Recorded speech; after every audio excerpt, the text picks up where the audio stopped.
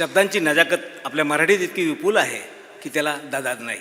फक्त दृष्टी हवी, जिज्ञासा हवी, वेळ हवा आणि जिव्हाळा हवा. हल्ली सगळ्यांनीच इंग्लिशचा उदो करायचं ठरवलं आहे.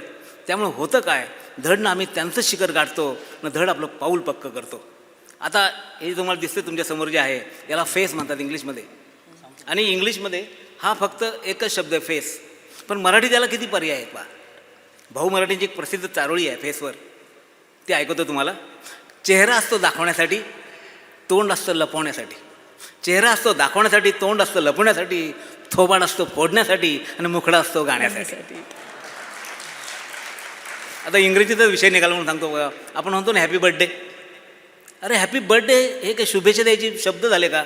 याच्यात फक्त एवढंच कळतं, आज फक्त तुझा बर्थ झाला आहे, बाकी काय नाही, म्हणून त्याला हॅपी बर्थडे म्हणायचा.